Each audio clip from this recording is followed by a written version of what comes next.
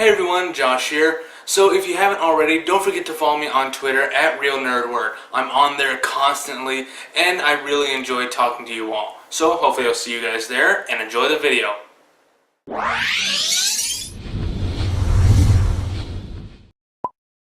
Everyone, I'm Josh, and that's Earl. How you doing? And we are back here at the Amazing America's Heroes here in Killeen, Texas. So this week we are going to be talking about Batman the Killing Joke, the movie adaptation. It just came out today for Blu-ray and DVD. It came out last week, I do believe, for digital release. So we're going to be talking about what we thought about the Batman the Killing Joke movie. I saw it in theaters. I don't know if you saw it in theaters. I saw it digitally. Okay, you saw it digitally. Well, it's basically the same experience. They had a bit of a preview before the movie with Mark Hamill telling people how he became the Joker, and then they had a special Fathom event thing after the movie, just with discussing the music of The Killing Joke, which was pretty interesting. So we're going to be talking about The Killing Joke. There will be some spoilers for the movie if you haven't seen it already. Basically, you just have to skip over a few little bits for the 22-minute prelude. Everything else is spoiler heavy, and you guys should already know it if you read the graphic novel. So, definitely. Yeah, whatever. So, Earl, what was your favorite part of the movie? What did you enjoy about it the most?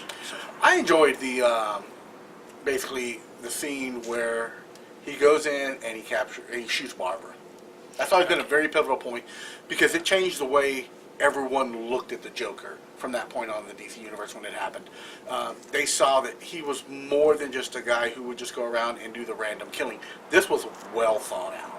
Yeah. And this was exacting revenge. Normally the Joker, the only person he'd really go after would be Batman. But he did this in such a way that it was layered that he knew he could get Barbara, Commissioner, and then Batman. His whole goal was to push Batman over the edge. Yeah, it was to have, well, actually no, it was to push Gordon over the edge to prove that that anyone can go insane. Right. But yeah, it was also to push Batman over the edge to basically have him break his rule of no killing, to see if he would kill. Yeah. My favorite part would have to, since it is basically the graphic novel, my favorite part is during the last bit where we think Batman kills Joker, but he kind of does, kind of doesn't. I really enjoy the dialogue between the two in those final moments with Joker telling the joke and Batman actually laughing. I really enjoy hearing Kevin Conroy and Mark Hamill back as Batman and Joker, respectively. Right. And their voices were set for the tone of this film. Yeah. They weren't set like they were still doing Batman the Animated Adventures. Yeah. There was that inflection on their voices that you knew this was not like the happy-go-lucky Joker, for a kid's cartoon or anything like that. So it was rather interesting. Yeah, and Mark Hamill in previous interviews has said that every time he does the Joker, we're seeing a new side to the classic comic book character. So it was really interesting to see this take on the infamous Clown Prince of Crime.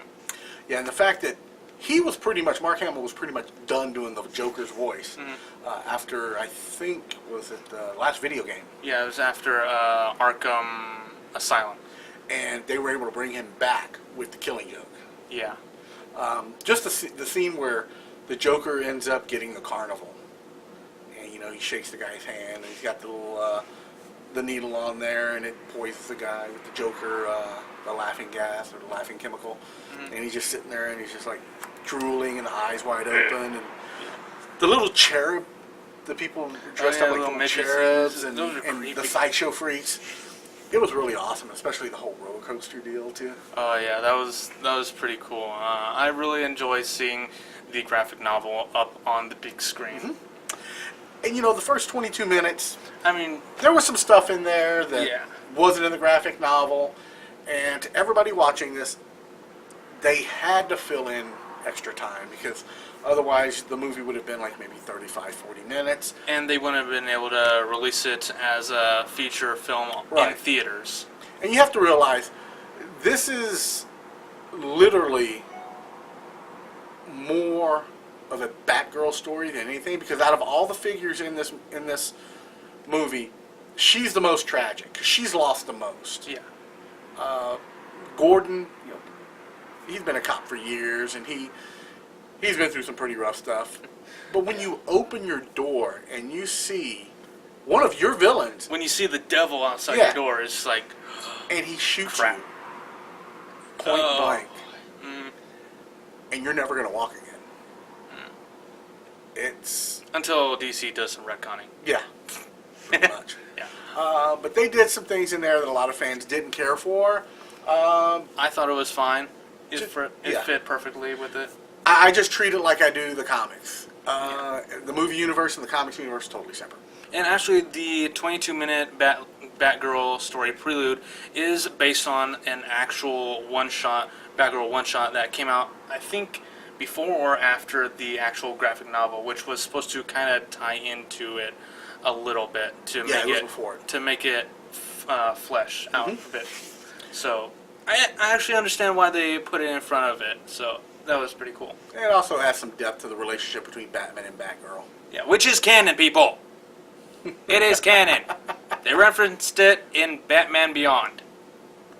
So there you go. Yeah. It happened. Yeah, gotta see Batman get some booty. That he did. Mm-hmm. It's just funny because in that scene, I'm sitting there and I'm like, she's so tiny. It's like, he puts his hands around her, his hands fit like her and cover her entire back. I'm like, geez, he's on dark side. Like, that's her waist. Yeah, that's creepy. But she, it was pretty funny. She was asking those pointed questions. Yeah. Is everything going to be okay after this? I'll see you later. Click. Oh, he cut her off. Just pushed her off to the side. The side chick right there. I was going to say that's a side chick. But my actual gripe with that story is it didn't feel like it. The villain and the whole criminal background story plot didn't feel like it fit too well into the Batman the Killing Joke, right? Or the Batgirl the Killing Joke. If that's how people are kind of wanting to call it. But I think they could have done something a little different. Make it a pre-Joker, or have Joker be integrated into it somehow. But I thought that was kind of off with the Paris guy. I don't know. If they would have, like in the Killing Joke comic, it first starts off with Batman going to Arkham. Mm-hmm. If they would have had that part, the first part with Barbara, and they would have said, like, they put at the bottom, 6 months later, a year later. Yeah, it would have flowed a lot better, because I think that first part was just there to show you what kind of frame of mind Batman was in, and that it was Barbara. Mm-hmm. And what was pretty cool is one thing that I thought was pretty funny about that is that it opens with her saying, "I bet this isn't the way you thought it would start." I was like, "Yep, that is not how I thought it would start." Yeah, I like that fourth wall break. But in the end, we saw her get her wheels. We saw her become Oracle, which in the prelude we saw a bit of hints at as well. But I like that this isn't an actual part of their DC animated universe movies. It's just one of those standalone films that we don't really ever get anymore. That's true. So kind of like the Batman, Superman, Superman, Batman, Public Enemies, and Apocalypse. I really enjoy those standalone movies, guys. Keep giving us standalone movies. Don't give us the New 52 crap. And what I tell the fans usually is, it doesn't have to be canon. If it's not canon and it's still good, then enjoy it for what it is. Exactly. For the longest time, the graphic novel was not canon. It was not part of the main DC continuity, even though there were some suggestions or some theories that it was supposed to be originally, but then that unbeknownst ending for the graphic novel kind of put that out of people's mind. But Right. but yeah, it doesn't have to be in continuity to be fun, and That's this true. was fun. It was graphically. It actually didn't feel like an R-rated movie. It felt more like a PG-13 movie. It did. It did. I think the one scene with Batman and Barbara might have had a little something to do with it. Yeah. Wasn't there? Yeah, there were some F-bombs. Oh really? I guess I kind of tuned those out. Really. Yeah, more than if you have more than More than two. yeah, if you Usually more than one, two. more than one. Either Yeah. if you have tons of F-bombs, it's Yeah, R-rated, you get an R rating Yeah. no matter what. which is kind of stupid Yeah, because everything nowadays has F-bombs. I can't believe you can't say frag. Well, you can't. You yeah. can say Frank. You can say Frank. You can say Fugly Muffin. Muffin fluffer. Yeah. So, was there any part of this movie that you didn't care for? That you thought, those critics were right. This didn't flow well. Just a transition from the beginning Batgirl part to how the Arkham Asylum. I mean the Killing Joke graphic novel started. That was it. If we got an Arkham Asylum movie, that would be awesome. Yeah, that was going to be rated R. Yeah, definitely are. Well, we already got the video game, so either. Yeah, might as well. This one. So, Yeah, and the Telltale game, Batman game, just came out. I really want to check that out. It's kind of a year one style. Oh, that'll be good. I think. So, yeah. I mean, there really isn't that much to tell or to discuss about the movie. It basically is the graphic novel. If you haven't read the graphic novel, watch the movie. If you haven't watched the movie, read the graphic novel. It really is nearly word for word. Yep. I think they change a few scenes, maybe add in one or two new scenes to the actual Killing Joke story. Yep. But for the most part, the dialogue and the scenes are on spot and perfection with the graphic novel. Yep.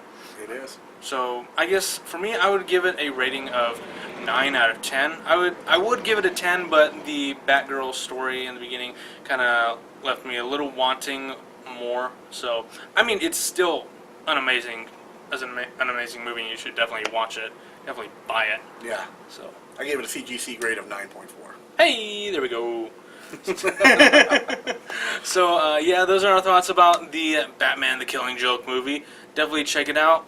Buy it on Blu-ray, DVD. Support your local DC comic book store. Support DC. Give them your money so you can watch more DC content. Yeah, so we can get more. Yeah, and they have the Justice League action TV show coming out. That looks pretty cool. Yes. It has Kevin Conroy back as Batman, and I think Mark Hamill is Joker again. Wow. I think. I'm not too sure about They that. can get Tim Daly back as Superman. We'll be good to go. Hey, there we go. And who played the Wonder Woman from the Justice League? That I don't know.